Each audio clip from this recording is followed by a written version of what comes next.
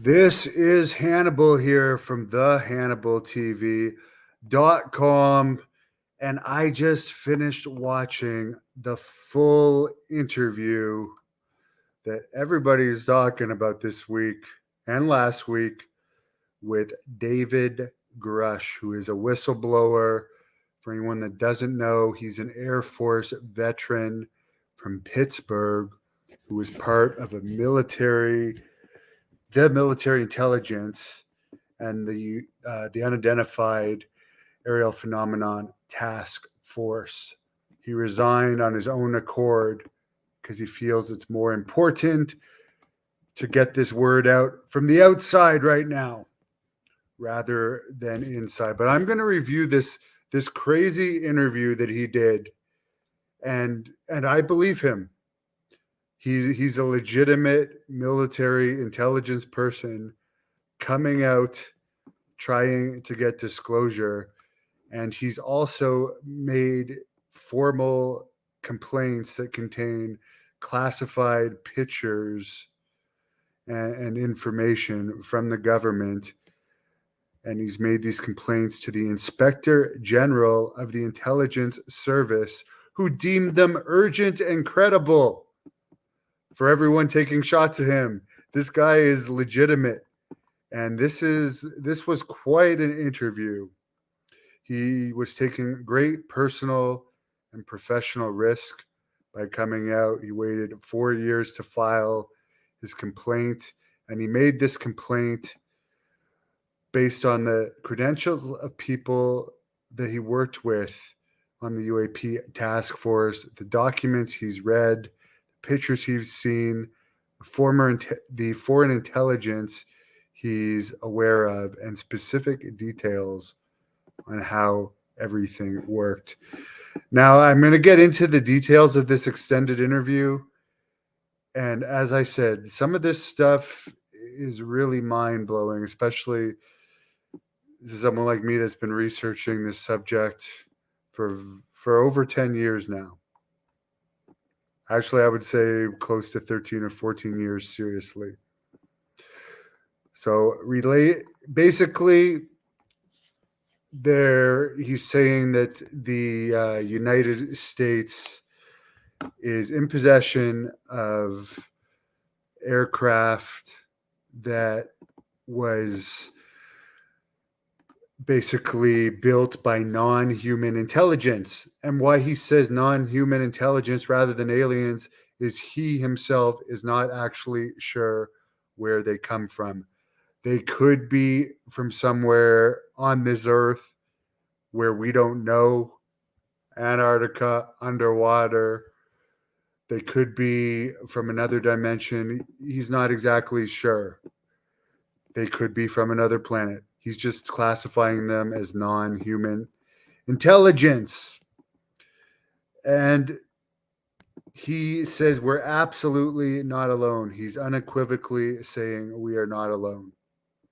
As an intelligence officer on the UAP task force, he's very well aware that we are not alone and that there is also a disinformation campaign that has targeted the U.S. populace for decades now. He says we have intact craft as well as partially intact craft, and there have been some bodies recovered.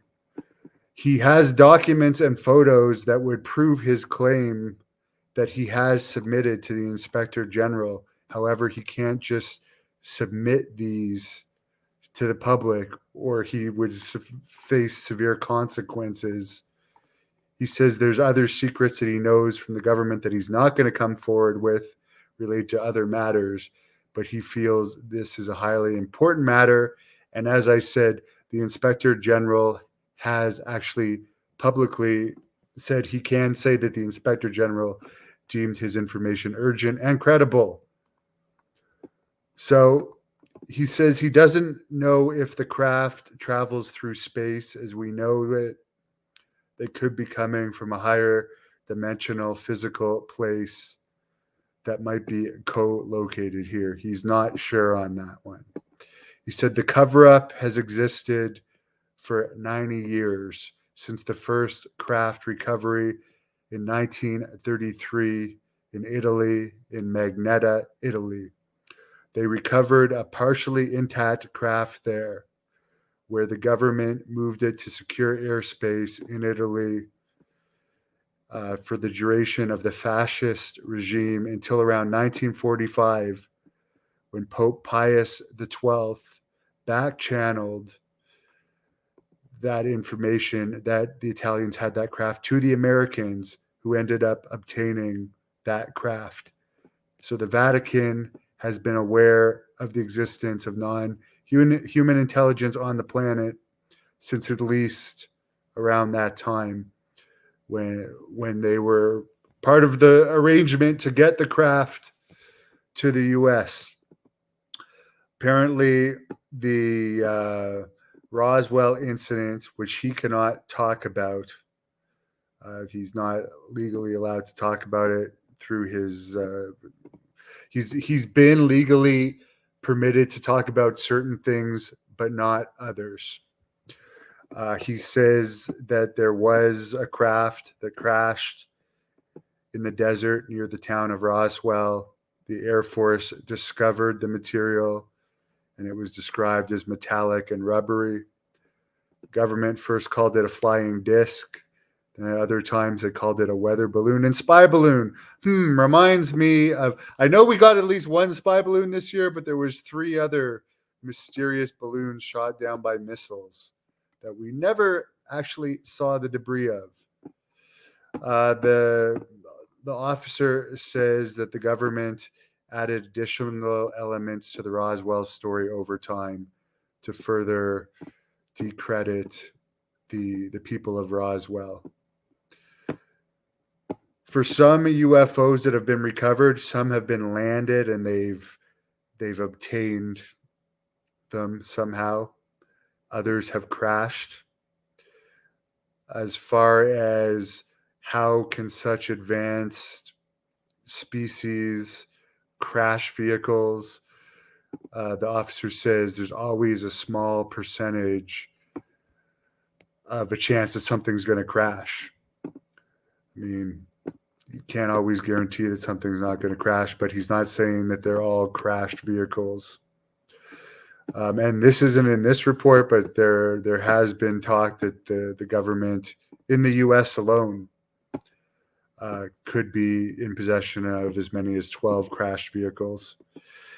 He says the reason for secrecy is pugilistic dominance on who can have the technology first, and it's all related to war.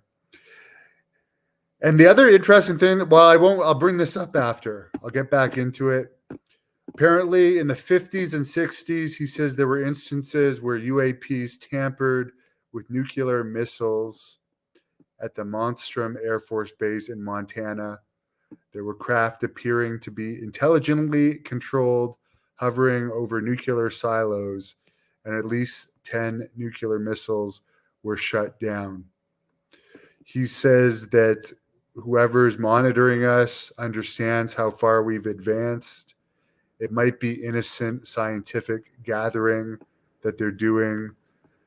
Could be deep hole probing that they're doing. He says the crash retrieval program still continues. The people working with this technology have been putting themselves at risk. Some have been injured dealing with the material, looking at some of the parts. Others have been injured and had biological issues and have suffered physically from working with it. Obviously, we don't know where this is coming from. There's risks for the military people that have worked on this. He is stating from the documents he's seen, some of these people have been physically harmed through their service. Regarding the 2015 footage that came out, this footage, he said he did study it with his role in the UAP task force, and he said it's definitely not a jet from his research, possibly a natural phenomenon. Regarding the famous Tic Tac, he also worked on that. This was from 2004. He said this is a vehicle physically not from this world. He said there's other footage that has not been released of vehicles as long as football fields that are much more menacing and shocking. They have not come out yet. Regarding the USS Omaha footage that came out recently, he also says there's no tangible explanation from this for this craft when they examined that footage. And as far as the by the way, this is a Middle Eastern UFO that a U.S. drone picked up that was recently officially released by the government as well. And as far as these football field long one, this is just a drawing of one, of a Mura Mura that Avi Loeb discovered. Those ones could be scary. I mean, that's a drawing one. That's not he's saying the military hasn't released any of the footage of that. And by the way, regarding the Tic Tac and the Nimitz footage, there's longer videos. Apparently the videos are about 10 minutes long of those. They only released a few seconds of it. He also says there's at least one private aerospace company storing alien craft. He's not going to say where they all are. Apparently the government contacts these companies privately to do secret analysis of these crafts. He says some elected officials are not read in on this information, so not necessarily all presidents know about this. He says the Pentagon saying they have found no credible evidence of UAP activity. He does not know why they're saying that. He says, in his opinion, it's misleading the U.S. public, and he's been aware of lies that have been made related to this subject over the years. He says what the intent of these things are. He says we'll never know, or he will never know their intent, but it appears to be negative based on what he is aware of as far as the nuclear site probings, witness testimony, and there have been injuries due to these craft. He says there have been attempts to bring these craft down, and they have developed. This is interesting. There's been techniques developed to deal with some of these crafts. So maybe they have found a way to take some of these crafts down. He said he can't get into the specifics of the dangers towards humans related to this situation, but he can confirm that some humans have been hurt and killed related to this.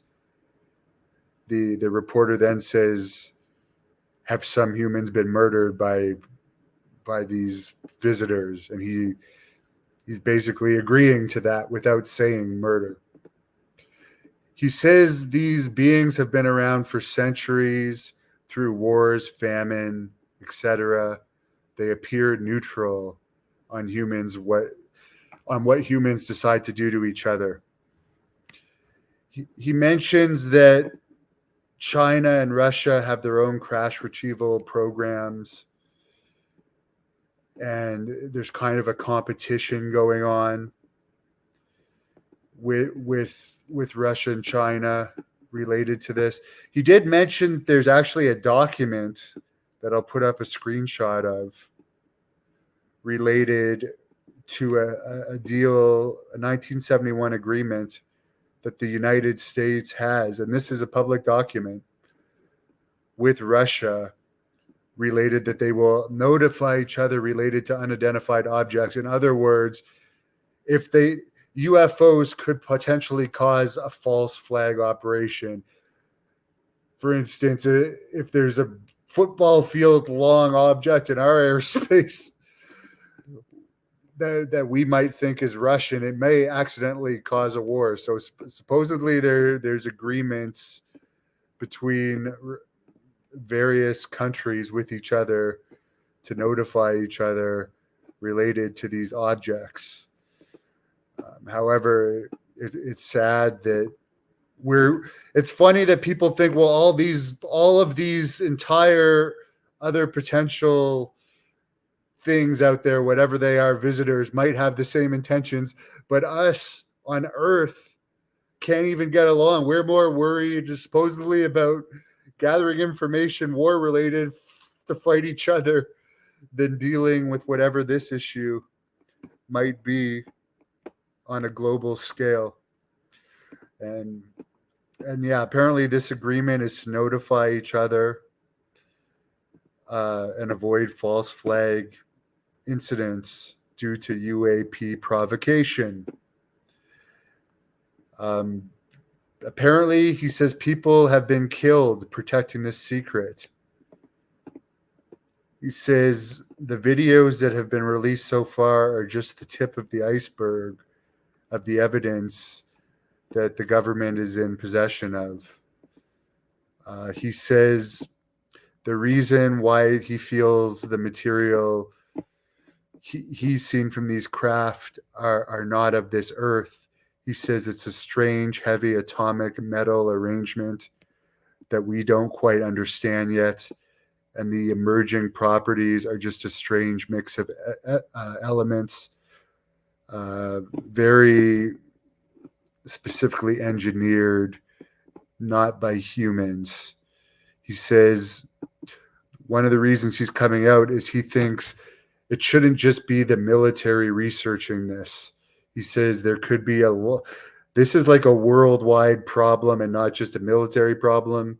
And he feels if the public is aware of this and more people can research it, we could get a better solution to the problem. And the technology could be shared and the whole world could benefit from it. And he says he understands that there can be some dangers for sharing information about this stuff, which is why the governments might be hesitant to share it. But he also points out that nuclear energy is not a secret, but the US doesn't give out all their information on how they make nuclear weapons. So he feels that this secret could be let out into the public for the greater good of humanity without specific details related to national security being known. So there you go. This is pretty crazy stuff. And as I said, this guy is legitimate. This is just mind-blowing stuff. And people like to take shots at him. There first of all, there could be a reason why he only gave 2 interviews, because sometimes people agree to do exclusive interviews. He did say he wasn't paid for this, and they're just not going to do multiple interviews. To come out public about stuff like this, why are you going to come out and do every single interview on the planet? Hopefully other people will come out. There have been some that have collaborated, some of it, and he has made a formal report. No, David Grusch does not have any connection to Stephen Greer. He actually said that he feels that these things are negative. I mean, anything that plays with nuclear silos, you cannot consider that positive. And he even mentioned in this, there's been wars going on since the beginning of time.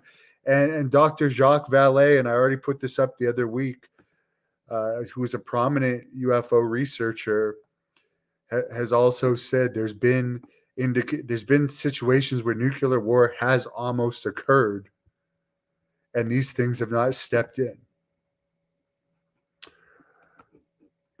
Okay, well, you can say mental health all you want, but again, he did make a formal complaint to the supervising body, the Inspector General of the U.S. Intelligence Service, who said this was an urgent and critical complaint. So I guess it's all crazy, right? No, you're not taking my word that his word is good. You're taking the word of his credentials and the research I've done on it. You can do your own research. I never say anyone to take my word 100% on anything. I'm saying I've ever since this story first came out, when I think I became aware of it on Thursday or Friday, I've been nonstop researching it. And from the research I've done, I believe him. You guys can do your own research. Would I do another Robert Fuller interview? Yes. Yes, we're not alone. It doesn't appear so, but this is like the most credible person that's come out. Paul Hellyer, who I've interviewed from the former Canadian Minister of Defense, I did his last extended interview that has been picked up in documentaries and various TV series over the years. He did not know all of this inside information. He knew some, but not as much as this. So I don't know. All I know is I'd like to know what's inside of these things that are the size of American football fields. I'm very interested in this. NASA, by the way, yeah. You know what Paul Hellyer said in my interview with him, that NASA knows a lot more than they let on, but NASA recently held a UFO hearing. Stuff is coming out now. This is why this is weird, because stuff is coming out, and if you actually research and look this stuff up, there's tons of evidence out there. And I think disclosure is happening, guys. It's happening. I found that interview highly interesting. It's a scary situation, for sure. You know what? The only person that I will believe, as far as David's claims, the only person that I will take as far as picking apart the claims are the people that he submitted the photos and classified documents to, which is the Inspector General. I was in the Army for 2 years in the reserves, guys.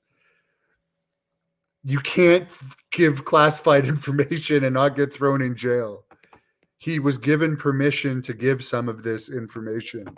You can't go and put up classified photos and not get thrown in jail. Like, I know the deal with the military. Even though I was only at the low level of the military, it's highly strict.